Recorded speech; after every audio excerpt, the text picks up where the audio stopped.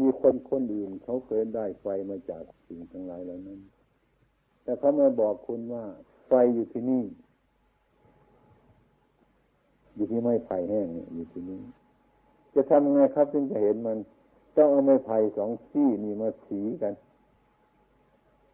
อย่าหยุดเดี๋ยวก็เกิดไฟขึ้นมาตรงนั้นไฟอยู่ตรงนี้เนี่ยเราก็เชื่อไฟมันอยู่ตรงนี้เราก็มาทำเอาไม้ไผ่สองซี่มาสีกันเข้าไป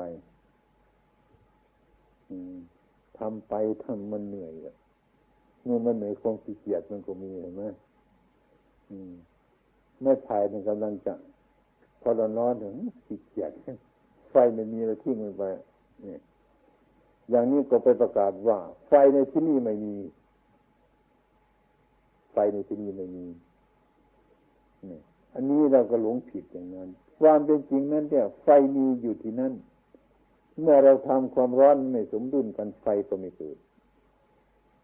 อันนี้เราก็เข้าข้างตัวเราไม่พูดหาความจริงถ้าเราอุตส่าห์ทำไปเรื่อยๆมีขันติมีวิริยะมีความเพียรเอาไม้ไผ่สีกันไปจนเป็นควันกันเป็นไฟมันก็เป็นไฟได้จริงๆครับอันนี้เราปฏิบัติไม่ถึงมันก็ไม่มีไฟก็เลยตัดไปถึงไม่มีไฟแล้วตรงนี้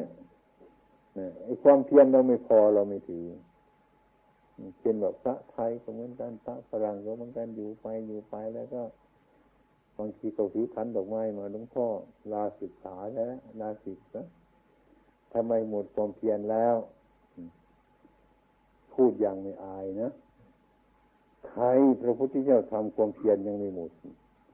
นักบวชมาพรรษา2 พรรษามาทำความเพียรหมดแต่แล้วทำไมถึงเก่งที่สุดนี่คือนึกว่าเราพูดถูกแต่ความเป็นจริงความเพียรมันหมดไม่ได้ครับจะทำไปเถอะความเพียรมันไม่หมดแต่เราขี้เกียจเนี่ยเรียกว่าไม่หมดความเพียรมันหมดที่เราไอ้ความเพียรมันมีอยู่อย่างนี้นะครับก็เลยพูดไปแล้วก็ไม่พิจารณาเหยียบมันไปเหยียบความจริงเรื่อยไปจนได้ความเพียรหมดแล้วไอ้ความเป็นจริงก็ต้องพิจารณาดีๆเลยไอ้ความเพียรมันไม่หมดมันหมดไม่ได้ขึ้นมานั่งทำความสงบอยู่เดี๋ยวนี้เขาจะตีกลองอยู่ตรงนั้นตึง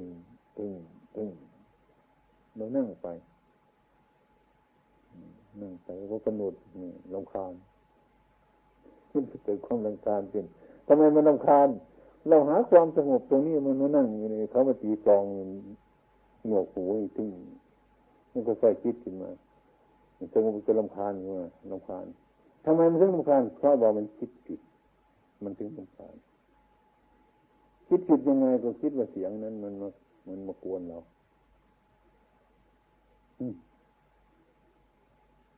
นี่เราคิดผิดแล้วถ้าคิดผิดเกิด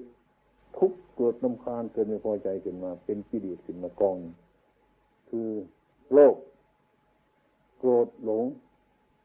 เกิดขึ้นมาปัญหาอันนี้แก้ไม่ได้แต่เพราะเราตรงไปอยากหาความสงบมันไม่สงบก็เพราะมีสิ่งที่มากวนครับอันนี้หลายพรรษาหลายปีบางคนก็ตายไปเลยไม่รู้เรื่อง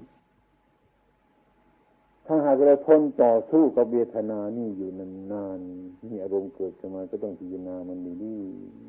ๆไอ้เสียงกลองที่เขาตีขึ้นน่ะที่เราว่าเรารำคาญอันนี้เราคิดผิดทำไมคิดว่าเสียงมันมากวนเรามันต้องอยู่ที่นี่นานๆครับอยู่ที่นี่นานจนให้มันเกิดปัญญาให้มันเกิดญาณเนี่ยทำมันไปตรงนั้นเนี่ยมันทุกข์อยู่ตรงนั้นเนี่ยนานๆมันถึงจุดอิ่มมันวันหนึ่งมันจะมีความรู้อันหนึ่งพ้นขึ้นมาว่าอยู่ที่นี่ก็ไม่สบายอยู่ที่นู่นก็ไม่สบายเพราะอะไรมากวนเราจะทะลุเพ่งหาที่อยู่ของเรานี่อันนี้มันไปอยู่ที่ไหนมันจึงจะไม่กวนนะมันจะคิดนึกไปนึกมาคิดไปคิดมาพิจารณาได้กันจะโผล่นะอันนี้เนาะไม่ใช่เขามากวนเราซะแล้วเนี่ยลองไปกวนเขานี่ครับมันกลับแล้ว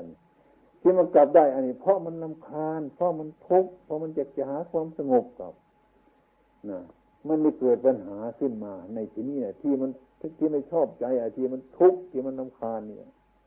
ไอ้สิ่งที่มันมีสงบมีความสุขมีความไม่รำคาญมันก็เกิดขึ้นมาจากที่อันนั้นขึ้นมาถ้าเรามีความเห็นว่าไม่ใช่ว่าเขามากวนเราซะแล้วนี่มันเราไปกวนเขาต่างหากแล้วพอเห็นเช่นนี้เท่านั้นเนี่ยครับนะมันจะถอนตัวมันเองซะแล้วมันจะเลิกเลยครับมันเลิกครับไม่ต้องไปบังคับอะไรมันเถอะเห็นชัดว่าเราไม่ไปกวนเขาที่เราเห็นว่าเขามากวนเราความเห็นผิดของเราคือปัญญายังไม่เกิดถ้าเราเห็นเช่นนี้ทางนี้โอ้ยเราไปกวนเขาถ้าหากว่าเราไปกวนเขาแล้วเราก็ทิ้งของทางนอกเราก็ดูข้างในอย่าให้มันไปกวนมันคนละเรื่องพอจิตมันรู้เช่นนี้แล้วครับมันก็วางของมันจะขบเสียงในต่างๆมันจะเกิดอยู่เต็มที่มันก็ช่างมันเถอะมันก็อยู่สบายมันก็สงบคำที่ว่าสงบนั่นไม่ใช่ว่ามันไม่ได้ยินอะไรมันไม่ได้รู้อะไรอันนี้มันสงบเพราะมันได้ยินเพราะมันได้รู้ตามเป็นจริงของมันเกิดขึ้นมานี่ทีนี้เราปล่อยรู้จิตว่าจิตของเราปล่อยได้เอามาใช้มันตามเวลามันทีนี้ถ้าว่าเราอยู่เป็นกลุ่มกันหาที่ความสงบตรงนี้พระอยู่ในความสงบแต่คนจะมาโวยวายขึ้นตรงนี้ไม่ได้เราต้องบอกหยุดอย่ามาทำงานอยู่นี่อย่ามาพูดแรงอยู่นี่อย่ามาร้องรำทำเพลงอยู่ตรงนี้ต้องเอาของโลกมาใช้ถ้าว่าจะปล่อยไปมันจะเล่นในต่างๆนากันอันนี้ก็ไม่เกิดประโยชน์แล้วครับอย่างนั้นถ้าว่าถึงที่มันจริงๆเนี่ยไม่ได้ทำอะไรกันเมื่อเราจะต้องวางก็ต้องวางมันไปตามเรื่องสถานที่มีควรทำอย่างนี้สถานที่ไม่ควรทำอย่างนั้นวันนี้ควรทำอย่างนี้วันหน้าควรทำอย่างนั้นมันประสบเหตุการณ์แล้วพิจารณาตรงนั้นคือเมื่อเราตั้งใจว่าจะทำอันนี้มันจะร้องเพลงมันจะทำไม่เป็นทุกข์หรอกปล่อยได้อันนี้เปรียบเหมือนพระพุทธเจ้าของเราหรือสาวกพระพุทธเจ้าของเราที่ท่านสิ้นไปแล้วไอ้สิ่งที่มารบกวนอะไรต่างๆภายนอกท่านก็พยายามให้เราหนีไปให้เราเป็นคนโง่ซะก่อนไปสร้างความฉลาดที่อื่นตรงนี้มันทนไล่หนีไปไล่ท่านยังสอนให้เรามักน้อยให้เราสันโดษนะให้เรายินดีในของที่มีอยู่เนี่ยตอนนี้ถึงท่านหมดภาระที่จะละที่จะบำเพ็ญแล้วท่านก็ยังห่วงพวกเราอยู่ท่านตรงนี้จากที่นี้ไปอยู่ที่โน้นนี้ไปในลักษณะที่ว่าหนีไปเพื่อต่อสู้ไม่ใช่ว่าหนีไปด้วยความแพ้หรือโง่หรือไม่สมบูรณ์หนีไปเพื่อฝึกเพื่อความชนะอย่างพระองค์ท่านไปอยู่ป่าเหมือนกันไม่ใช่ว่าท่านเบื่อในบ้านอะไรมากมายท่านไปหาความชนะในป่าให้มันสงบฝึกอยู่ในป่าฝึกในที่สงบไม่ใช่หนีไปด้วยความโง่หนีไปด้วยความฉลาดหนีไปด้วยปัญญาเช่นพวกเราทั้งหลายหนีโลกมาออกมาบวชหนีแสงหนีสีหนีอะไรออกมาบางคนก็จะไปเกลียดแสงเกลียดสีจะเกินไป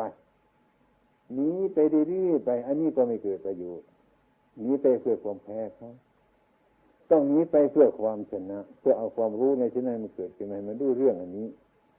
จนเขาว่ามันเป็นโลกวิทูอย่างพระพุทธเจ้าท่านสอนว่าให้รู้แจ้งซึ่งโลก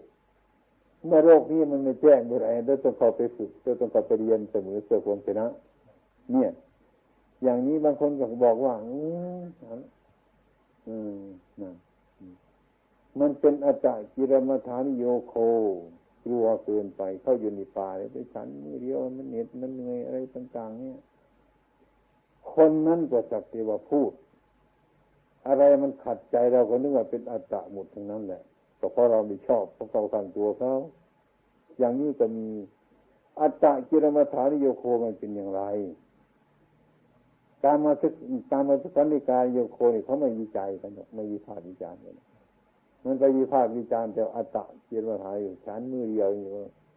ไม่เกิดประโยชน์อะไรต่ออะไรนะมักน้อยสันโดษอยู่ในป่านี่เป็นอัตตะไปหมดผมเคยพูดว่าอย่างนั้นท่านฉันข้าวท่านก็เคี่ยวข้าวจะเป็นอัตตะ กิรมาถาริโยโคถึงนั้นนี่เขาสร้างบ้านหลังหนึ่งนะครับไม้น่ะมันเป็นประโยชน์ด้วยไม่ไรอยู่ในป่ามันเป็นต้นอย่างนั้นน่ะมันเป็นต้นเป็นปลายอย่างนั้นน่ะจะมาสร้างบ้านหลังหนึ่งจะมาทำอะไรหลังหนึ่งนะก็ต้องมาตัดมารอนมาเรื่อยมาทำไม่ในสัตว์ในส่วนด้วยความยุ่งยากลำบากทั้งนั้นอย่างนั้นมันก็เป็นอัตตะกิรมาถาริโยโคก็ไม่ต้องทำอะไรกันตรงนี้นี่เขาถอนไม้ต้นนี้เขาเรื่อยไม้ต้นนี้เขาใส่กบนี่กระดานนี่ว่ะจุดหมายเขาเพื่ออะไรเขาจะเอามาสร้างบ้านให้มันเป็นที่อยู่นั่นอันนี้คือการกระทำมันเป็นเหตุอยู่แล้วมันเป็นเหตุก็เป็นเรื่องธรรมดาของเราเห็นว่ามันเป็นเหตุนะเมื่อมันมีเหตุจะมีผลมันจะเกิดขึ้นเป็นนั่นนั่นคือจุดหมายที่สร้างบ้านเป็นเราจะได้อยู่เพราะคนก็ต้องได้อยู่ได้ดับได้นอนได้มีอาศัยที่อยู่ที่อาศัยเป็นธรรมดาอยู่ยิ่งที่มีปัญญาสุสัตว์อย่างนั้นถ้าหากว่าคนเราไม่ยอมปฏิบัติแล้วก็คิดเป็นสิ่งนั้นฉะนั้นสมัยนี้คนเรานั่นน่ะมันมีความรู้มากแต่ความดีน้อยเพราะอะไรเพราะว่ามันไม่เห็นรู้ชั้นที่สองเข้าไปอีกมันเห็นรู้ชั้นที่หนึ่งท่านนั้นน่ะชั้นที่หนึ่งไม่เห็นรู้ชั้นที่สองที่สามเข้าไปมันก็เท่ากันมันไม่รู้นั่นแหละครับไม่รู้กันนั่นแหละฉะนั้นผมว่าพูดถึงส่วนพุทธศาสนานี่นะไอ้พวกเราทั้งหลายประกันศึกษาปริยัติทั้งหลายเหล่านี้เนี่ยมีแต่เนื้อแท้ดีๆทั้งนั้นแต่ก็ไม่ค่อยจะเฟื่องฟูในทางพุทธศาสนานี่ครับพูดอะไรคล่องทำอะไรก็คล่องแต่ว่าตัวไม่ทำใส่ความจริงของมันก็ไม่เกิดขึ้นมาไม่รู้ครับนั่นก็เหมือนไม่รู้ถ้าว่าอย่างท่านยังไงเป็นครูบาอาจารย์ผู้ใหญ่นำเด็กปฏิบัติดีครับนำเด็กปฏิบัติดีนี่ทีนี้ผู้ใหญ่ก็ไม่ทำคนรู้มาก็ไม่ทำก็มันก็ไม่เกิดประโยชน์อะไรเลยทั้งนี้เด็กๆขึ้นหนังว่ายิ่งขี้เกียจมาง่ายเกินเราก็ต้องโทมใช่ไหมฉะนั้นผมเคยพูดในพระเจ้าประสงค์ฟังเลยนะให้ท่านอยู่ในเมืองก็อยู่ไปอยู่ในป่าก็อยู่ไปให้ท่านพิจารณาให้มันดูเรื่องสิ่งทั้งหลายเหล่านี้ท่านจะรู้พระศาสนาโดยการปฏิบัติอยู่ไม่มีน้อยจะมีความรู้หลายๆก็ไม่อยู่ในป่าก็ไม่อยู่ในดูใครไม่ดีเดียวตัวเสือไอ้โรคมาดีๆอยู่กรุงเทพนี่เสืออยู่ในกรุงเทพมันเยอะตัวเสืออยู่ในป่าใช่ไหมตัวในป่ามากตัวในเมืองมันเลยตัวมากกว่าเคยเสือกัดหรือยังไปดูในป่าเสือไปกัดไหมแน่เสืออยู่ตามบ้านเคยตะคุบไหมนั่นเสือในบ้านมันตะคุบเสืออยู่ในบ้านเยอะมีพิษมากถ้าเข้าไปในป่าเนี่ยตัวมันจะหิวตัวมันจะเหนื่อยตัวมันจะร้อนตัวสัตว์ตัวเสือไอ้ความร้อนอยู่ในกรุงเทพนั่นโอ้โหมันยิ่งร้อนใหญ่เนี่ยกองไฟมานะครับตัวเสือเสือร้ายเสือมามันไม่กลับกันเสียงั้นความปฏิบัติเราก็จะเดินหมดไปไม่ได้ใส่ปุ๋ยมันเดินไม่ถูกเลยก็ไปนู่นมาเมืองไทยก็ไปอินเดียแล้วก็ไปลังกาแล้วก็ไปลาวโลกนี่จะไปรอบโลกโลกนี่มันรอบไม่ได้ไม่รู้เท่าโลกมันรอบโลกไม่ได้มันก็เป็นอย่างนี้ในความเป็นจริงมันก็ไม่ได้ค้นคว้าอะไรต่ออะไรที่จะอยู่ป่าที่จะปฏิบัติจะมีปริยัติเดี๋ยวนี้ก็จะมีมากนะมันมากเลยทำเป็นเรื่องสนุกสนานกันเป็นหลายๆอย่างเลยที่บอกมีคือปฏิบัติของเราจิตใจเราเมื่อมันเห็นชัดจิตใจอันหนึ่งปฏิบัติเบื้องแรกหูไม่ได้ยินตาไม่เห็นอันนี้ก็เกิดความสงบเกิดความสงบอย่างปลอม เขาเรียกว่าสมถะสงบสงบไว้เพื่อจะวุ่นวายอีกทุนของความวุ่นวายสงบสมถะนี่คือทุนของความวุ่นวายนี่สงบเพราะตาเราไม่เห็นหูเราไม่ได้ยิน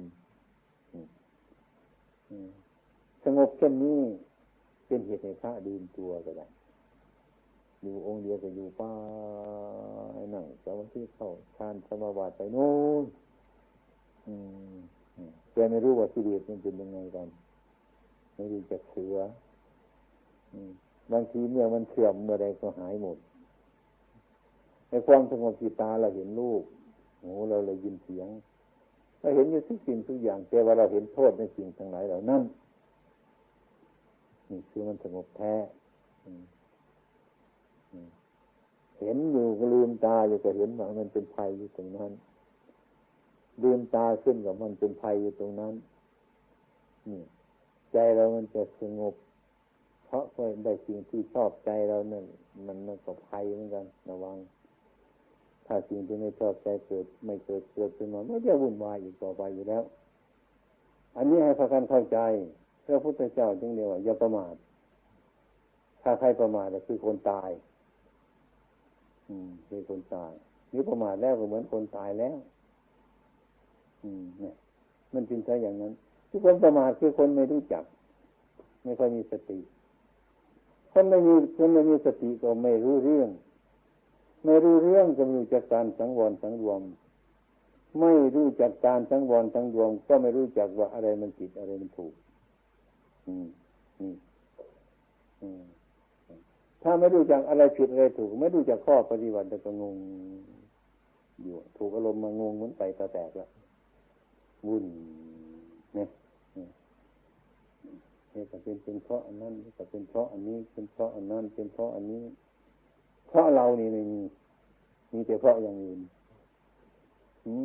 เดี๋ยวก็เกิดวุ่นอย่างนี้แหละครับมันจะต้องหลงในรูปมันมีผู้ปฏิบัติก็หลงในการปฏิบัตินี่แหละเป็นส่วนใหญ่อย่างนั้นอุตส่าห์ทำเถอะครับดูให้รู้ถึงคุณพระพุทธเจ้าแล้วท่านทำอย่างไรมาผมคิดว่าทุกวันในบุญเราหลายเนี่ยหลายอะไรครับโอวาทของพระพุทธเจ้าผู้มีปัญญาหาความจริงได้ทุกวันนี้มีความจริงเยอะไม่ได้ค้นคว้าหาอะไรยกขึ้นมาดูแต่นั้นจับหนังสือเล่มนั้นขึ้นมาดูอ่านออกรู้เรื่องอันใดมันผิดแล้วก็ทิ้งมันไปอันนี้มันถูกแล้วก็พิจารณาไว้สมัยที่พระพุทธเจ้าท่านออกปฏิบัติครั้งแรกเนี่ยคล้ายๆกับว่าจับปลาในกลางทะเลคล้ายๆนกน้อยมันบินในบนอากาศไม่รู้จะข้อตรงนั้นมันเป็นเหตุเป็นปัจจัยมันข้อไม่ถูกครับไม่รู้จักมันมีอะไรช่วยมันเรียกว่าช่วยตัวเองบัดนี้เรามีอะไรช่วยแล้วถ้าลงในทะเลมันมีเรืออาศัยแล้วที่มันมีรู้พอเลยศึกษาแล้วทุกคนพอเลยศึกษาให้คนรู้คนจะพอมันมีทุกอย่างมันมีทุกสิ่งก็จะรู้การในการปฏิบัติของเราถ้ารวมยอดของมันแต่มันก็ไม่รู้อะไรครับวันนี้ถ้าชาคาโลจะเกลียดผมก็อันนี้จังไม่แน่นี่ตอนนี้วันนี้ชาคาโลจะรักผมวันนี้ชาคาโลก็ต้องสอนเจ้าของอันนี้ไม่แน่นี่เท่านี้มันก็หมดแล้วครับฆ่ามันไว้ฮะฆ่ามันไว้เดี๋ยวนี้ใครกระต้นไม้มันจะรักที่มาตัดอย่านานนะตัดทุกวันนะถ้านานมันถ้ามันนานไม่ตัดมันก็เป็นป่าใหญ่เหมือนกันนะมันโผล่ขึ้นมาตัดผมเคยเห็นปลวกที่กะทิของผมเนี่ยอยู่ตรงนั้นสมัยก่อนตรงนี้ปลวกไม่มีกะทิมันขึ้นพอสร้างกะทิไปปุ๊บมันเคยขึ้นมาขึ้นทุกวันตอนเช้าเขาเอาไม้มาเกี่ยหมดตอนกลางคืนมันก็สร้างขึ้นมาอีกขึ้นมาถึงนี่อีกผมก็เกี่ยมันสร้างขึ้นเรารื้อออกอย่าไปเผลอนะเผลอมันขึ้นกินบนกะทิหมดนะผมจะทำมันปฏิบัติอยู่เพราะว่าไอ้ความเพียรของปลวกมันจะจริงเท่าไหร่ มันเอาเป็นเดือนเหมือนกันนะบางทีเราเอาเผลอมันขึ้นไปถึงโน่นก็ได้นะเคลียร์ออกตอนเช้ามาก็ออกไปตั้งใจตรงนี้แหละเคลียร์ออกมันก็ขึ้นมาตรงนี้เคลียร์ออกเรามันก็รำคาญมันเหมือนกันนะแหมทำอะไรขึ้นก็ไม่ได้มีแต่คนมารื้อมาถอนตรงนั้นมันนั่งเหนียวสิ่งนี้เลยครับมันก็ดีนี่พวกเนี่ยนี่ผมเคยทดลองเลยนี่ก็เป็นบทภาวนาเราก็เหมือนกันฉะนั้นเราทำได้กิเลสมันเกิดขึ้นมาพยายามฆ่ามันข่มมันด้วยในทำตามใจในทำตามกำลังมันด้วยทุกวันนะในความเกลียดข้านก็ดีความทุกข์ก็ดีถ้าเราฆ่ามันข่มมันก็นะมันก็หมดที่พึ่งเหมือนกันมันมาเกาะเราไม่ได้เราปัดมันออกไปเสียเนี่ยมาเอาความสุขแล้วก็ปัดมันออกไปเสียทุกวันจนเกิดเป็นนิสัยครับเกิดเป็นนิสัยดูสร้างขึ้นอันนี้ก็เป็นประโยชน์ครับสร้างอย่างนี้มันต่อมามันจะครอบเต็มเอามันออกตายเป็นตัวคือมันการถ้าเราปล่อยมันปล่อยทั้งวันทั้งมันขึ้นทั้งวันเลยมีอาการไปวันอันนี้งานกิเลสก็เหมือนกันกิเลสก็เหมือนปลวกนั่นแหละไปหยุดสิโตขึ้นมากิเลสเร็วมากโตมากมีขั้นเทอร์วนกดลายเยอะแล้วทักเรียเข้าไปที่ไหนระวังกันจึงให้สร้างปัญญาขึ้นกิเลสมันก็ปัญญาทันมันก็อยู่เท่านั้นเนี่ยปัญญาเราก็ยิ่งมันเร็วกว่ากิเลสอยู่แล้วสร้างปัญญาให้เร็วเป็นอาวุธต่อสู้เป็นธรรมอาวุธไปในใจของเจ้าของเท่านั้นเนี่ยอันนี้แต่พอเรารู้จักว่าอันนี้มันเป็นกิเลสอันนี้ไม่เป็นกิเลสพอรู้เท่านี้ก็เห็นแง่จะไปปฏิบัติแล้วไอ้ที่คนไม่รู้เลยว่าแล้วชอบใจแล้วก็ทำอย่างนั้นมันสบายดีอันนี้ไปนานเที่ยวบางทีไปตายในชีวิตในดูเรื่องเราออกมาบวชนี่เราต้องการความสบายเราต้องการความสงบไม่ต้องให้ใครบังคับเราอยากอยู่แต่อยู่ตามสบายปล่อยขนาดนี้หนักหนาหรือเกินเนี่ยหนักไปวัดนี่ก็ไม่มีใครช่วยได้พูดไม่ได้คนไม่เชื่อไปตรงนั้นแหละยิ่งไปกันใหญ่นี่มันเป็นหลายแบบอันนี้กันเรียกว่ามันรวดลายมันมีก็คือเลยนะครับเป็นได้ใหญ่สาธิกตาปรมาทุกขาคือเรียกว่าเป็นได้ใหญ่ไม่ใช่ใครถ้าเราไม่รู้เรื่องมันแล้วก็ไม่รู้ภาษามันก็ยากไม่รู้ภาษามันชาคาโลเคยเห็นเสือไหมเสืออยู่ในบ้านเสือในบ้านเคยเห็นไหมในบ้านเสือไม่ใช่เสือในป่าเสือในบ้านเห็นไหม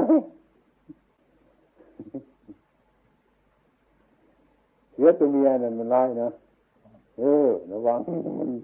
เขี้ยวมันยาวเล็บมันแหลมนี่ระวังดีๆเสือตัวผู้อยู่ไม่ค่อยเป็นอะไรเขี้ยวมันแหลมเสือตัวเมียไม่ได้ละเล็บมันคมเขี้ยวมันแหลมถ้าใครเห็นเสืออยู่ในบ้านกันชั่ว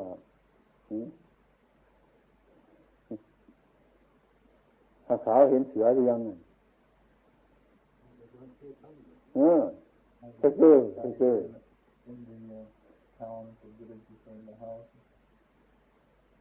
นั่นแหละมันเป็นเสือกินตายด้วยนี่นะ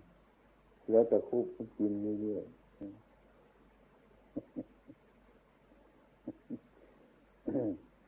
ต่อไปนี้หยุดการเที่ยวก็ได้เราไปดูหลายๆแห่งพอควรแล้วบวชทีแล้วดูแต่เท่านั้นแหละ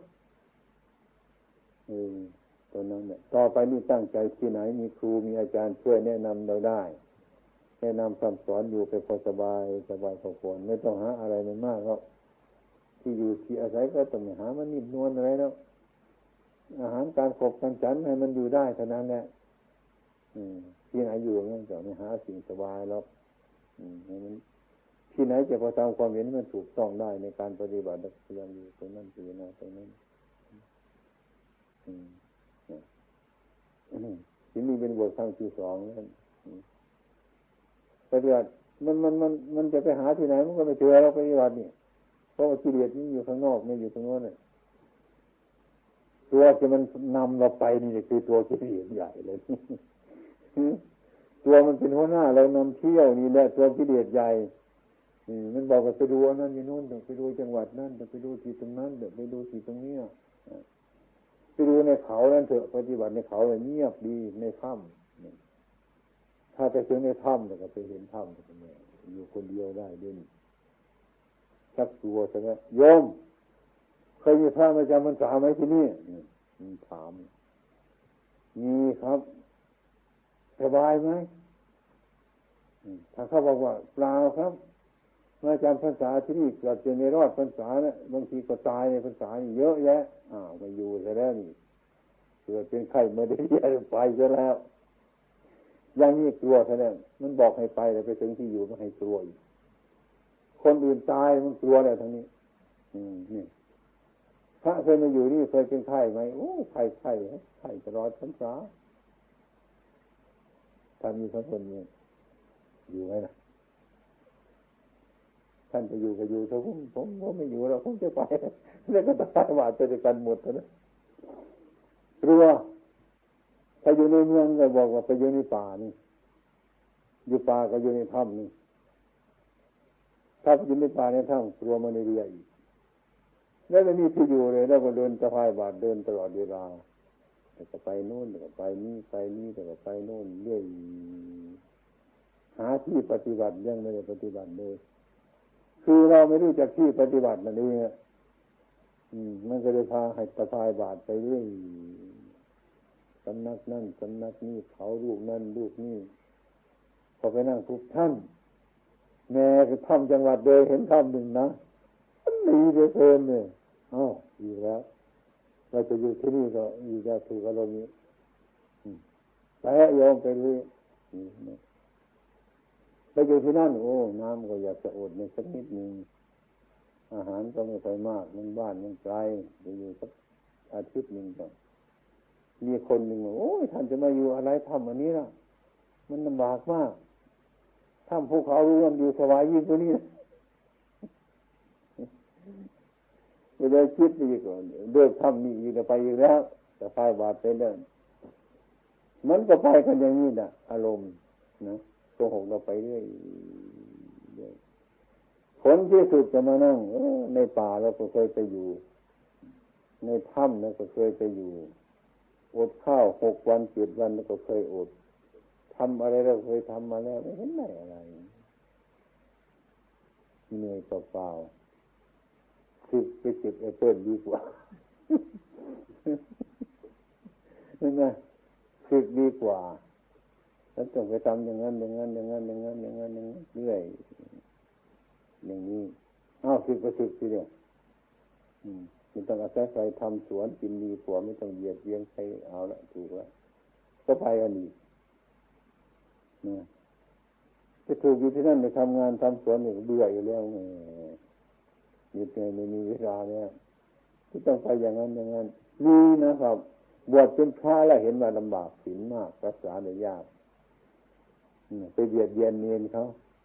เป็นเนรดีกว่าเนรปลูกผักกินก็ได้ทำอะไรกินก็ได้อยู่นั่นดีกว่าไม่ต้องอาศัยนะศึกไปเป็นเนรนะก็ทำสวนกินก็ได้อยู่ในป่าในเขาอะไรเห็นไหมคิดไปที่นี่ก็ยังอาศัยโยมเขาอยู่นะนี่ก็ลำบากยังเก็บสตางค์ไม่ได้อีกศึกเป็นเนรดีกว่าให้มันเก็บสตางค์ไว้ทำสวนทำอะไรที่มีสตางค์ฝากธนาคารเขา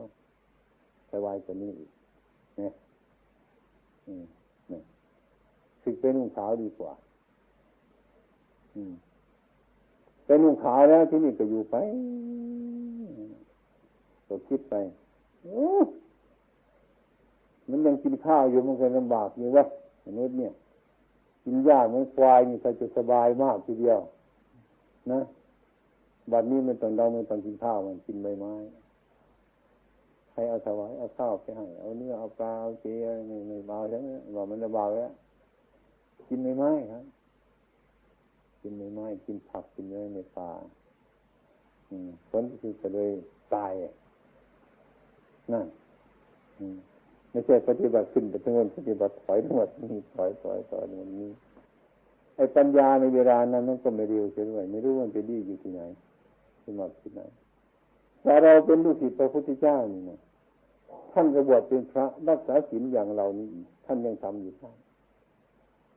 เราจะยอมเป็นลูกศิษย์ของท่านได้ทำอย่างท่านนี่ได้จะอยู่ไปทำไมเนี่ยที่จะถอยไปหาที่มันสบายเลย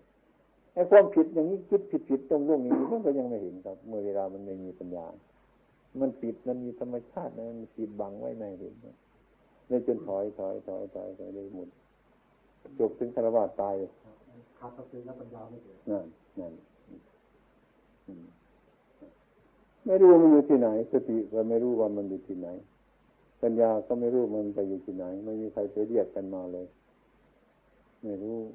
อย่างเนี้ยถ้าคนจนมันจนหมดทุกอย่างจนข้าวก็จนเงินก็จนบ้านอยู่ก็จนมันจนทุกอย่างกรรมฐานจนปัญญาก็จนหมดทุกอย่างเลยทั้งนั้นทำเพียรมานี่ก็ทำมากๆนี่สึกดีกว่าไปเอาเมียดีกว่าไปกินข้าวเย็นดีกว่าอยู่นี้นะเนี่ยมันไปรูปนี้ไปง่ายๆครับถ้ามันขาดเครื่องคุ้มครองของมันขาดสติขาดปัญญาขาดความเพียรมันขาดหมดทุกอย่างอย่างนี้มันจะเป็นไปแต่ว่าเมื่อพระเนรอยากจะศึกผมก็ให้ศึกผมก็คิดดีหรือคิดถูกหรือไปคิดอีกทีอันนี้ผมเป็นเด็กคนบอกช่วยคิดไม่ได้ไปคิดอีกทีนึงไปคิดบางวงไปตับอยู่ไปตลอดเนี่ยบางวงตับไปคิดอะไรก็ไม่ได้ไปอย่างนี้บางคนอ้าวบุญวาสนาแต่ตามจริงถ้ามี4 5ครบแล้วก็สำเร็จได้ไม่ครบทางได้มี4 5มีศรัทธาวิริยะสติสมาธิปัญญาก็เข้าถึงทางเหมือนกันบางคนก็เอาที่อ้างบุญวาสนามันไม่รู้จักเป็นมหาประเด็นบุญวาสนาผมไม่มีเรียนไม่ได้ระดับไม่ได้แต่ตามจริงมันขาดอินทรีย์5นั่นจะเอาสุนัขไปไล่เนื้อเจ้าของสุนัขก็ไล่เนื้อเหมือนกันสุนัขก็ไล่เนื้อเหมือนกันอยู่วัดเกษตรอันนี้เขามาฝึกนี่หลายปีแล้วศึกษาและต่อมาครั้งแรกก็มาอยู่ที่นี่ชั่วคราวแล้วก็ให้เขาไปอยู่ตรงโน้นมารายงานที่นี่แล้วก็ไปอยู่ที่นู้นพอมันเชื่องที่อยู่แล้วก็ส่งมาตามสาขาส่งจากสาขาต่างๆออกไปตามสาขาต่างๆดังนั้นก็มาอยู่ไปด้วยกันมาฝึกตามพระธรรมวินัยที่เราเรียนมารู้กันนั่นแหละเนี่ยเอามาที่ไหนหรอกครับเอามาจากนักธรรมตรีนักธรรมโทนักธรรมเอกที่เราไปที่เราเรียนกันนี่แหละแต่สมัยนี้คำพีทั้งหลายนี่มันอาภัพไปแล้วไม่มีใครออกมาใช้เฉพาะความเห็นของเจ้าของพระวินัยก็มีพระธรรมพระอะไรก็มีหมดเรื่องปฏิบัติมีอยู่ไม่ใช่ว่ามันขาดไปที่ไหนแต่เราก็เรียนกันอยู่ตาดีตาขวางอยู่อย่างนั้นแหละแต่เรียนแล้วไม่ได้เอามาใช้อันนี้ผมก็คิดว่าท่านปฏิบัติมาจากไหนก็ปฏิบัติที่จากเราเรียนไปเลยพอเราเรียนรู้อยู่แต่ไม่เอานั้นมาใช้มันมีเรื่องเท่านี้แหละครับต้องเอามาใช้ดีๆสิไม่ต้องเอาอะไรมาหรอกครับมันไม่มากข้อปฏิบัติของเราเนี่ยมาทำให้มันจริงเท่านั้นเนี่ยเราไปมัวอย่างอื่นกันเสียไอ้ที่เราเรียนที่มันถูกต้องเนี่ยศีลสมาธิปัญญาเนี่ยใครพูดก็คล่องทั้งนั้นแหละแต่ไม่ทำให้มันมีในใจเรานี่ครับมันจะเกิดประโยชน์อะไรไปพูดในเรื่องอื่นผมมาพิจารณาแล้วผมไม่ได้มาที่ไหนหรอกครับไม่ได้มาที่ไหนหรอกเรื่องพุทธศาสนานี่แหละทุกวันนี้ยิ่งมีหลายลัทธิครับไปตรงนู้นทำอย่างนี้ไปอย่างนี้ตรงนั้นถ้าหากว่าเราเข้าใจในธรรมะแล้วนะครับมันจะสับสนกันเท่าไรก็ช่างมันเถอะมันไม่หลงหรอกถ้าเรารู้จักว่ามังคุดจริง รู้จักเงาะจริงรู้จักลำไยจริงรู้จักในนาจริงรู้จักผลไม้จริงๆทุกอย่างแหละเอามาเทใส่กระจาดเดียวกันเท่านั้นให้มันเลอะให้มันปนทะแล้วก็เลอะครับให้มันเป็นกระจาดเดียวนะฮะแล้วให้เราไปหยิบลำไยที่ไหนแล้วจับออกมาก็ได้มาเงาะอยู่ที่ไหนเราจับได้ครับที่ไหนได้ทั้งนั้นน่ะมันเป็นสัจธรรมทุกวันนี่ครับใครจะสอนไปที่ไหนก็ช่างเถอะถ้าเราเข้าใจในธรรมเนี่ยผมว่าไม่สะเทือนเนี่ยถ้าเรารู้แน่นอนเลยครับไม่ต้องสงสัยนะอันหนึ่งมันเป็นเรื่องลัทธิอันหนึ่งมันเป็นเรื่องสัจธรรมถ้าที่จะทำอย่างนั้นจะทำอย่างนี้ยิ่งลูกหลานปฏิบัติกันเหนื่อยทุกวันนี้นะขนาดที่เรียกว่าอารมณ์ของกรรมฐานตอนนี้ก็เถียงกันตาลีตาขวางแล้วอันนั้นว่ายุบหนอนี่ว่าพองหนอเนอพุทโธนี่ว่าธัมโมอะไรต่างๆแล้วนี่ครับสัมมาอรหังเท่านี้เถียงกันไม่รู้เรื่องไม่รู้ราวก็เพราะคนไม่รู้เรื่องความเป็นจริงมันแหละมาสิ่งทุกสิ่งนี่ก็ไปรวมกันตรงไหนนี่ทุกสิ่งที่เรายินเป็นที่อันนี้มาเราก็ไปเทระทีกันเสียไม่เทระทีกันไปเทระทีกันเสียพระพุทธองค์ท่านเรียนทุกอย่างแต่ว่าให้รู้จักส่วนจบอันนี้มันจบตรงไหนกันอันนั้นมันเป็นคำพูดของคนนะครับมันเป็นคำพูดของคนเท่านั้นพูดของคนมันดิ้นได้อย่างคล้ายๆอภัยเนี่ยอย่างสุนัขอย่างนี้ครับมันไม่ตายตัวนี่ครับเขาเรียกหมาก็ได้นี่มันดิ้นได้อย่างนี้นะไม่จะไปถือมันว่าหมาว่าสุนัขอย่างนี้ครับไอ้ความจริงมันตรงที่ของมันอยู่อย่างนั้นเนี่ยครับถ้าเราเข้าใจในส่วนนี้เราก็ไปที่ในมันหมายถึงอะไรตรงนี้มันก็รวมจุดนี้กันบางทีมันก็ไปปฏิบัติหมายถึงจุดอื่นๆต่างๆกันเช่นเนี่ยไปในกลุ่มนี้ก็พูดถึงเขาแนะนำเขาอย่างนั้นไปกลุ่มนั้นก็แนะนำเขาอย่างนั้นแนะนำเขาไอ้คนรุ่นหลังก็ไม่รู้จะอะไรนะคนภาวนาพุทโธก็ยึดมั่นมันขังเข้าไปคนอนาปานสติก็ขังเข้าไปสัมมาอรหังก็ขังเข้าไปยุบหนอพองหนอก็ขังเข้าไปเนี่ยฉันถูกคุณผิดอย่างนี้ด้วยไปนะครับอันนี้มันไม่ใช่เป็นธรรมะไม่ใช่เป็นธรรมะที่เรื่อยๆพระพุทธเจ้าท่านพูดว่าให้จดจำเรียนหนังสือท่านให้จดจำมาจะอ่านอย่างนี้ได้แต่มันจดจำแล้วจะให้ปล่อยความยึดมั่นถือมั่นถึงในการกระทำดีอย่างเนี้ยผมเข้าใจว่าท่านก็ให้ทำดีละคนชั่วให้ทำดีแต่ว่าดีนั่นน่ะถ้าเราไปยึดมันว่ามันดีจริงๆเนี่ยเราดีแล้วก็ผิดอยู่แล้วไม่ถูกอยู่แล้วไม่ดีอยู่แล้วเสียแล้วนั่นถ้าเราถูกอย่างเนี้ยเราก็พูดตรงไหนได้แต่ว่าเมื่อมีคนอื่นว่าไม่ถูกอย่างนั้นเราก็ปล่อยทิ้งไปได้เนี่ยอย่างนี้เขาว่าเราผิดเนี่ยเราเข้าใจว่าเราถูกเราปล่อยมันทิ้งก็ได้แต่ว่าให้ยึดตามความจดจำเฉยๆให้เข้าใจว่าธรรมะมันจะรวมแห่งเดียวกันเท่านั้นไม่มีที่อื่นครับถ้าเรารู้จักต้นปลายสาเหตุของธรรมะมีจุดหมายปลายทางอย่างแท้จริงแล้วผมว่าตกในกลุ่มไหนก็ไม่หลงเอาเงาะเอาลำไยเอาไปขะกันในกระจาดอันใดกันก็ช่างเลยครับให้เอาไปเถอะเราจะหยิบเอาลำไยก็ถูกจะลำไยทั้งนั้นน่ะหยิบเอาเงาะก็ถูกเงาะทั้งนั้นเลยไม่ไปถูกลำไยหรอกถ้าเราปฏิบัติธรรมะจะไปในกลุ่มไหนก็ช่างเถอะครับจะให้เรารู้เรื่องความจริงของธรรมะที่ไหนมันไม่ผิดแต่ครับมันไม่ผิดก็มันเป็นเรื่องคล้ายๆเขาเรียกว่าเขตแห่งเสมาทุกวันนี้เสมานี่ที่ไหนไม่มีเสมาไม่มีใครดูลักษณะของเสมาอยู่ในน้ำมันก็มีครับอยู่ในป่ามันก็มีมาถึงที่นี่มันก็มีใครดูจักลักษณะของมันก็เป็นเสมาได้จุดความจริงนั่นครับมันจะผ่านไปตรงไหนมันก็ยึดตัวมันไว้อยู่นั่นแหละมันมีความจริงอยู่ตลอดเวลาฉะนั้นถ้าเรารู้เรื่องของธรรมะแล้วมันไม่มีอะไรครับแต่ว่าท่านเรียนมาท่านต้องยึดต้องยึดมั่นต้องยึดศีลยึดสมาธิ ยึดปัญญาเป็นหลักจะต้องยึดมั่นไอ้ความจริงมันเป็นภาษาที่คำพูดเบื้องต้นจะต้องให้ยึดอันนั้นซะก่อนแต่ถ้าจะท่านจึงแบกไม้ท่อนนี้อย่าวางมันเลยนะเอาแบกไปทีแบกไปนานๆมันก็หนักเห็นไหมล่ะหนักจะทำไงมันจะทับตายเอานี่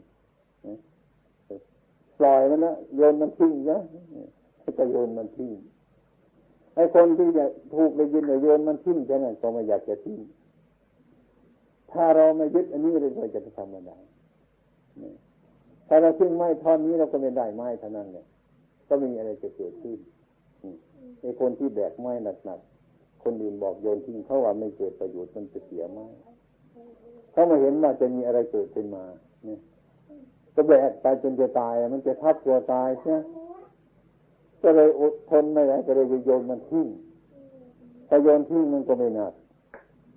ถ้าไม่หนักความเบาก็เกิดขึ้นมาอันนี้มันได้อย่างนี้มันได้เบานี่ครับ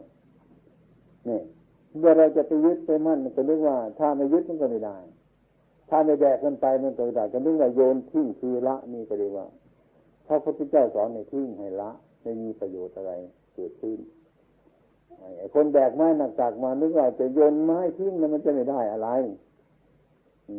คนแบกมันเป็นจะตายจริงๆมันจะทับเอาแล้วก็โยนมันทิ้งไปนี่ก็เกิดความเบาขึ้นมานี่แหละคือมันได้ที่ระวางแล้วละอันนี้ความเบาหรือความสบายมันเกิดขึ้นมาตรงนี้เมื่อความอยากมันคุมเครือเข้าใจจิตอยู่นั้นก็ไม่เห็นอะไรจะได้ต้องยึดอยู่อย่างนั้นแล้วถ้าเราดูจากส่วนจริงอย่างนี้แล้วฮะก็ไม่มีอะไรจะศึกษามากอะไรครับก็ให้เขาไปศึกษาว่าอันนี้มันเป็นอยู่อย่างนั้นเท่านั้นแหละแต่ในโลกนี้มันก็มีอันเดียวเท่านั้นครับมันมีหลายอย่างครับมันมีหลายอย่างฮะเท่านั้นเนี่ยเราก็อยู่เท่านั้นแล้วก็กายกับใจเราเท่านั้นก็มีสองเท่านี้ถ้าเราจะศึกษาอะไรทั้งหมดเท่านั้นมันไม่หมดหรอกอย่างเราจะเดินข้ามภูเขาลูกนี้จะเอารถแท็กเตอร์มาเบิกให้มันเตียนจะหมดไม่ได้ไม่ได้ไปบางทีตายก่อนแล้วไม่มีดไปเรื่อยนึงก็ตัดเฉพาะเป็นช่องทะลุไปเลยก็ได้ข้ามภูเขาได้เหมือนกันนี่โอกาสเช่นนี้มันมีแล้วเอาเช่นนี้การปฏิบัติธรรมะนี่ก็เหมือนกันถ้าเรามองเห็นธรรมะมันแล้วไปที่ไหนมันก็ไม่มีอะไรมันเป็นส่วนแห่งธรรมอยู่ฉะนั้นมันมีส่วนอยู่พอเราไปมองเห็นปุ๊บเท่านี้แล้วก็รู้จักแล้วครับมันผิดถูกประพะกันอยู่ตรงนั้นควรไม่ควรมันปนกันอยู่ในทุกวันมีคนที่เข้าไปปฏิบัติในก็ถือร่านถือมั่นถือขังถือโน่นถือนี่เข้านะฉันนี่ถูกคุณนั่นผิดอะไรเนี่ยนั่นยิ่งดีเด่นเนี่ยยิ่งเข้าไปยิ่งก่อเวรใหญ่เนี่ยนึกว่าเราทุกข์เนี่ยทำไมไม่วางพระพุทธเจ้าตรัสสอนในถึงการปล่อยวางการปล่อยวางเนี่ยถ้าว่าผมว่าถูกท่านว่าผิดเถียงกันจบตรงไหนที่ไหนที่มันจบผมว่าถูกท่านว่าผิดเนี่ยถ้าหากว่าผมหรือท่านปล่อยสักข้างหนึ่งใช่ไหมผมว่าถูกก็ถูกผิดก็ผิดปล่อยก็มีอะไรสู้กันแต่มันก็จบตรงนั้นผมก็ถูกท่านก็ผิดผมก็ถูกท่านก็ผิดผมก็ถูกท่านก็ผิดจบตรงไหนครับไม่มีทางจบแล้วเนี่ยนี่คือความอยากมันต่อตายครับการเราละข้างหนึ่งแล้วมันก็ไปการปฏิบัติของมันก็เป็นอยู่อย่างนี้แหละครับท่านจะให้มีความละเอียดพิจารณาอะไรทุกอย่างทุกสิ่งคือมันมีในตัวมันตรงนั้นเลยเช่นยกตัวอย่างง่ายๆเราจะไปสอบนักเรียนสอบโรงเรียนหรือสอบหนังสือเนี่ยเขาก็จะมีปัญหาที่จะเขียนถามเรามันเป็นปัญหาเขาก็เขียนเราก็เป็นคนตอบปัญหาไอ้ความจริงนั้นปัญหาในที่นั่นมันไม่มีเฉลยทุกข้อไม่ใช่ว่ามันผิดเลยนะปัญหานะครับมันเป็นปัญหานะแต่ว่าตัวของมันนั่นมันมีเฉลยพร้อมอยู่ตรงนั้นถ้าใครไม่รู้ก็ไปเห็นแต่ปัญหาไม่มีเฉลยมันก็เลยทุกข์ยากลำบากถ้าคนที่รู้ปัญหานั้นมันก็มีเฉลยอยู่ทุกข้อ มันอยู่ในนั้นแหละครับมันอยู่ในตรงนั้นคือมันหนักอยู่ตรงนี้มันก็จะเบาอยู่ตรงนี้มันมืดอยู่ตรงนี้มันจะสว่างอยู่ตรงนี้มันสุขอยู่ตรงนี้มันทุกข์อยู่ตรงนี้มันกลับกันเท่านั้นแหละครับไม่ใช่จะไปค้นหาที่ไหนมันต้องเป็นอย่างนี้ทุกอย่างครับแต่ตรงนั้นเนี่ยพระพุทธเจ้าบอกให้เราปฏิบัติเอาเองทำไมท่านจึงบอกอย่างท่านทำไมท่านจึงบอกความพ้นทุกข์ไม่ให้แจ้งทำไมจึงจะไม่บอกพระนิพพานเนี่ยมันชัดแจ้งไอ้คนนี้มันบอกชัดไม่ได้ไม่ใช่เป็นปัญหาอยู่ที่คนที่บอกมันเป็นปัญหาอยู่ที่คนจะฟังจะทำนั่นแต่เพราะมันไม่รู้อยู่ที่นี่มันรู้อยู่ที่นั้นผู้รับรู้อยู่ที่นั้นไม่ใช่ว่ามันแจ้งมาจากคนอื่นมันแจ้งจากที่นั้นจะต้องไปทำการปฏิบัติให้มันแจ้งอยู่ที่ตรงนั้นอันนี้คนที่ช่วยมันก็นำไปถึงแค่นี้อัคตาโลตถาคตาตถาคตเป็นแต่ผู้บอกท่านไม่พูดถึงว่าเป็นผู้ทำให้สาวกทั้งหลายทำไมท่านถึงสอนอย่างนั้นงั้นพระพุทธเจ้าก็ไม่ฉลาดนี่คือท่านฉลาดแล้วนี่แหละคือท่านฉลาดแล้วทุกอย่างทำมันเห็นทางนอกไม่เห็นในตัวแท้จริงแล้วเป็นต้นมันก็สงสัยอยู่เรื่อยไปเป็นวัดหลวงพ่อคงวันนี้เนี่ยนะถ้าท่านแต่ก่อนก็เลยยินออกไปวัดหลวงพ่อคงท่านก็วาดภาพเขาเล่าให้ฟังเข้าใจตามสัญญาทีนี้ก็รู้จักเกิดต้องรู้ขึ้นมารู้นี่รู้อะไรรู้เพราะเขาบอกว่ามันเป็นอย่างนั้นเท่านี้มันไม่แจ้งนี่ครับมันมีธรรมชาติในจิตแล้วนะถึงว่ารู้ก็ไม่ชัดเจนถ้าไม่ชัดเจนแต่ปัญหาก็เกิดบ่อยครับอีกมีคนมาอีกมาจากไหนผมมาจากวัดต้องประพงวัดต้องประพงนี่มันเป็นยังไงถามอยู่แล้วนะคนก่อนก็ถามแล้วนึกว่ารู้แล้วคนที่หลังมาก็ถามอยู่ว่าจะพงอย่างที่แจ้งให้เราฟังตัวนี้รู้อยู่แล้วนะครับรู้เหมือนกันแต่มันยังไม่แจ้งเหมือนกันถ้าอีกคนอื่นมาอีกมาจากไหนท่านมาจากวัดมันก็พงวัดมันก็พงมันเป็นยังไงอยู่ท่านมีชีวิตอยู่ท่านจะถามไปจนตายก็ไม่รู้เรื่องว่าปัจจุบันเป็นยังไงเมื่อวันนี้คุณท่านทั้งหลายมาพบวัดวันนี้เลยมาพบผมอีกวันนี้ปัญหาที่จะถามถึงผมว่าเป็นรูปเรื่องใดแก่ขนาดไหนวัดประพงเป็นอย่างไรปัญหาทั้งหลายเลยมันจะร่วมเลิกเลยกับหมดมันหมดมันแก้ปัญหาเพราะอะไรเพราะอะไรเขามาพูดด้วยกันเองมาเห็นสถานที่มันปัญหามันได้หมดไปก็ไม่มีอะไรมันหมดมันก็เป็นเรื่องอย่างนี้ทุกอย่าง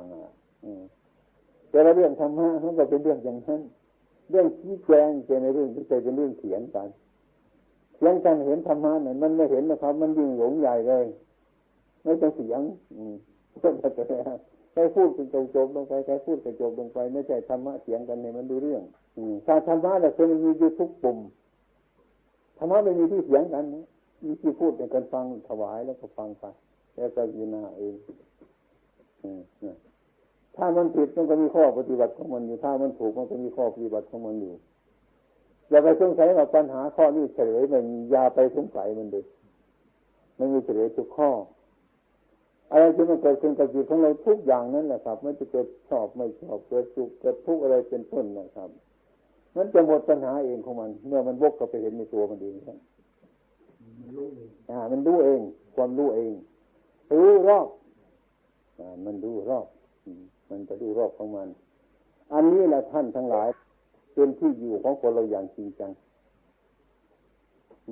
จะไม่หวั่นไหวแท้ๆครับอันนี้อะไรก็ช่างมันเถอะมันจะปฏิบัติไม่ผิดปฏิบัติหมดผิดครับหมดผิดผมเคยพูดว่าเคยมาเล่าว่าที่นี่ท่านทำสมถะหรือท่านทำวิปัสสนาผมตอบทันยากเลยคือมีดเล่มหนึ่งผมยกขึ้นมาอย่างนี้ครับผมจะไปแยกคมกับสันมันออกไม่ได้ครับมันต้องมีทางสารทางคมมันอยู่นั่นแหละ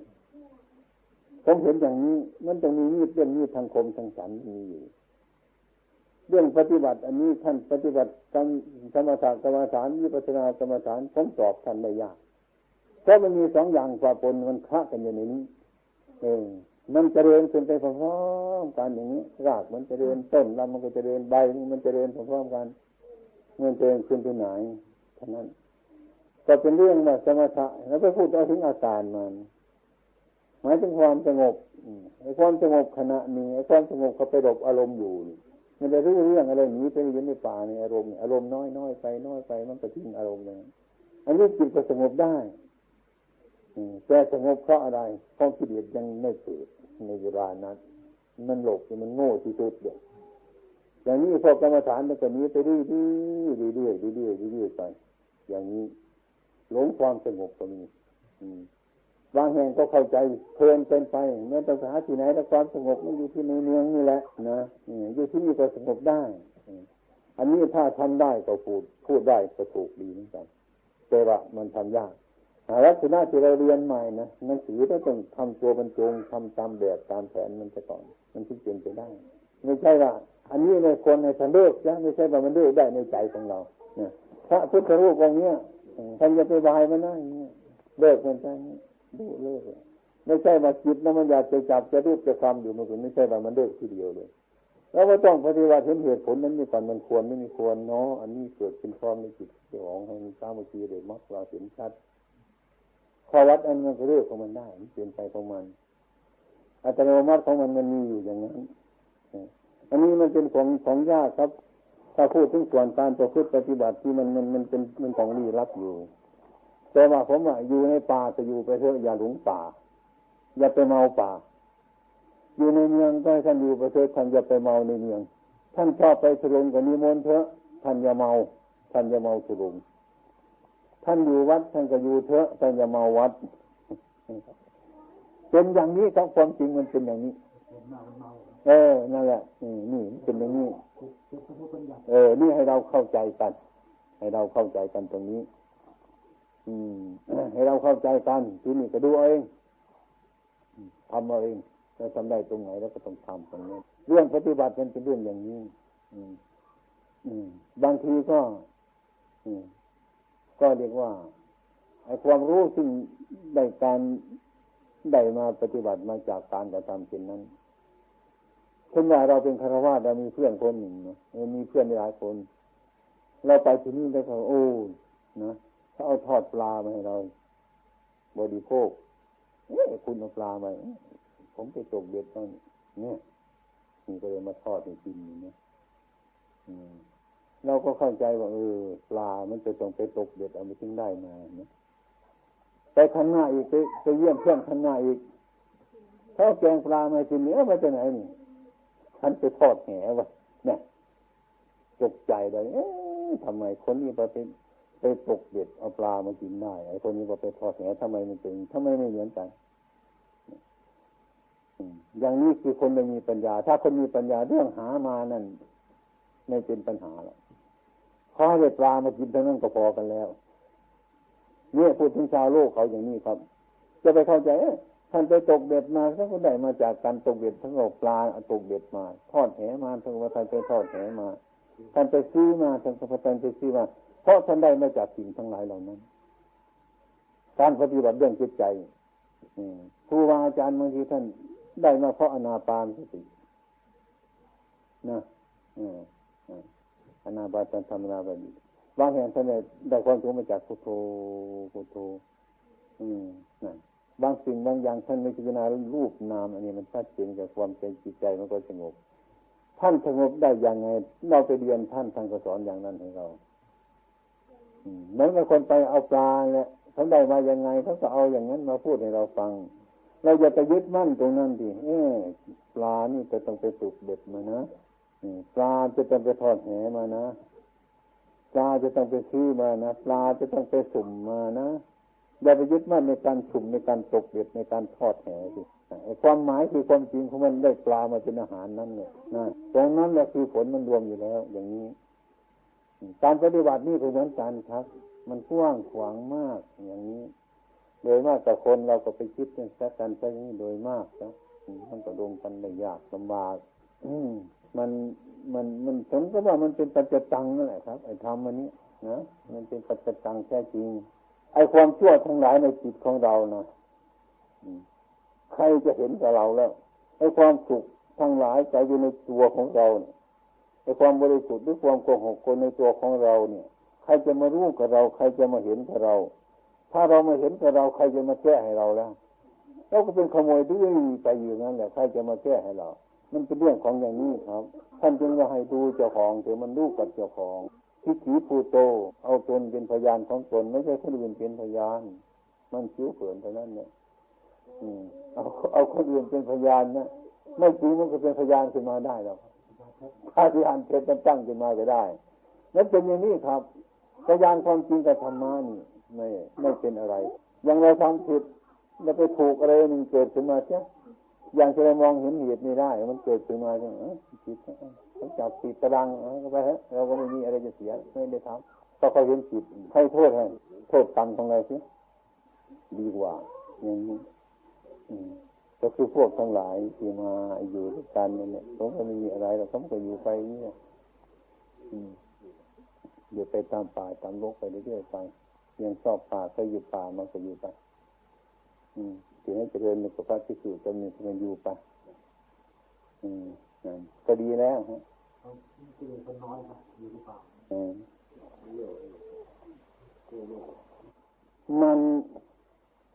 มันเป็นหน้าที่ของสมณะที่จะอยู่อย่างนี้ด้วยตัวมันนี้แต่ว่าโดยอ้อมมันนั้นมันสุดแท้แต่ปัญญาของคนเราท่านอย่าให้เมาปฏิบัติก็ปฏิบัติอย่าให้มันเมาไหนก็อย่าให้มันเมาแค่นี้แหละครับเรื่องมันแล้วก็สบายสบายเลยไงจะอยู่ที่นู่นไม่มีใครมารบกวนเราไม่มีใครมาว่าให้เราไม่มีใครมานินทาเราตรงนั้นอยู่สบายตรงนั้นก็อย่าไปยึดมันเลยครับถ้าหากเราไปถูกที่เขานินทาเราจะสบายไหมรับหลังกิเลสไปตั้งไว้อย่างนั้นตรงนี้มันสบายเพราะได้ใจเราในอารมณ์ที่ถูกใจเนี่ยที่นี่อีกบางอย่างบางแห่งบางถิ่นนั่นมันจะได้อารมณ์ที่ไม่ถูกใจเราจะสบายได้ไหมนี่มันเป็นของที่สำคัญ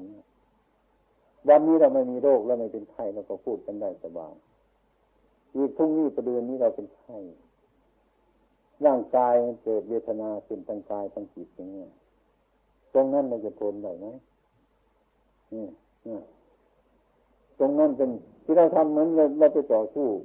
เก็บเป็นมาต่อสู้มาเวลานั้นถ้าหากเราไม่รู้จักเราก็หลบมันไปด้วยตรงนี้มันไม่สงบกว่านี้ไปตรงนี้มันไม่สงบกว่านี้ไปตรงนี้มันไม่สงบกว่านี้ถ้ามาอยู่ไปมันเป็นทุกข์ก็เห็นว่าทุกข์นั่นแหละไม่เกิดประโยชน์เราเห็นว่าทุกข์นั่นแหละมันมีประโยชน์อยู่แล้วมันเป็นทุกข์สัจถ้าเราไม่พบกับทุกข์ไม่สู้กับทุกข์ไม่รู้เรื่องของทุกข์เห็นทุกข์แล้วก็หนีเรื่อยไปเป็นทุกข์เรื่อยไปมันจะเป็นอย่างนี้จะสุขบ้างจะทุกข์บ้างอย่างว่าเราไปพบอารมณ์ที่ไม่ดีเราสู้ไม่ได้นะอยู่ตรงนั้นมันจะเสียหนีมันแพ้มันก่อนครับหนีไปเพื่อความชนะไม่หนีไปเพื่อความแพ้เพื่อไปแก้ปัญหาเพื่อไปเรียนจะกลับต่อสู้มันอีกอยู่อย่างนี้แหละครับ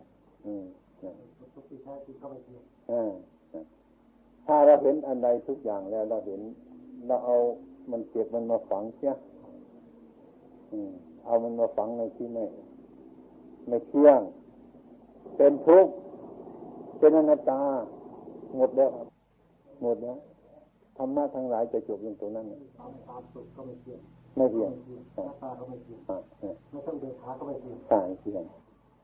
แล้วหมดราคานี่เป็นพระหมดราคานี่นะหมดพิษหมดภัยแล้วไม่เกี่ยวข้องอะไรแล้วอันนี้ทำให้เกิดปัญญาแน่นอนครับนี่แหละคือเห็นกระแสของปณิพพานแท้ๆเมื่อเห็นปุ๊บขึ้นมาปุ๊บมันมีปัญหาแก้ไปเลยมีปัญญาเกิดขึ้นตรงนั้นเลยอนิจจังทุกขังอนัตตาอนิจจังทุกขังอนัตตาดิตรงนี้นะครับไม่ต้องอะไรมันจะเป็นสวรรค์นิพพานมันจะเป็นอะไรมากก็ช่างมันจะสุขมันจะทุกข์ทุกอย่างครับเอามาที่หมดตรงนี้ครับนี่ที่พระเราปฏิบัติที่ไม่หลงครับแต่ยึดตักนี้ไม่หลง ตรงนี้นะตันความหลงครับนานๆไปแล้วก็พิจารณาไปมันก็ไม่เห็นอะไรเห็นแต่มันเกิดมันดับเท่านั้นแหละเห็นใจนิจังทุกขังอนัตตาเท่านั้นเนี่ยแล้วอารมณ์สุขทุกข์ทั้งหลายต่อไปมันก็หมดราคาเท่านั้นมันก็หมดราคาเราจะคว้าเอาตรงไหนมาแล้วมันจะเกิดประโยชน์แต่ความยึดมั่นหมายมั่นมันก็หมดไปเท่านั้นกันนะก็มีแต่ทำล้วนๆมีแต่เกิดแล้วก็ดับไปเกิดแล้วก็ดับไปเท่านั้นก็ไม่มีอะไรมากนี่ครับถ้าพูดมาถึงส่วนนี้ผมจะเอื้อมมือไปหยิบเอาได้นะนี่แหละกับหลักมันเนี่ยมันเกิดดับไปทุกขณะจิตครับนี่เรียกว่าปฏิบัติธรรมใช่เนี่ยผมว่ามันเท่าที่ผมพิจารณามาไม่ได้เรียนมากไม่ได้รู้มากไม่อะไรมากโดยมากผมอยู่ตามป่าครับผมเกิดความรู้สึกอย่างนี้ถึงแม้เราสอนพวกลูกศิษย์ฝรั่งเขาจบปริญญาตรีเป็นโทมาที่ไหนผมก็ไม่วิ่งตามความรู้เขาผมก็พูดตามภาษาเก่าผมนี่ครับว่ามันเป็นอย่างนี้อย่างนี้อย่างนี้พูดดีอย่างนี้จนกว่าใครมันจะน้อมไปเห็นอะไรกันอย่างนั้นจะอยู่สบายในตรงมีวิธีนั้นวิธีนี้อันนี้มากมายกายกองครับ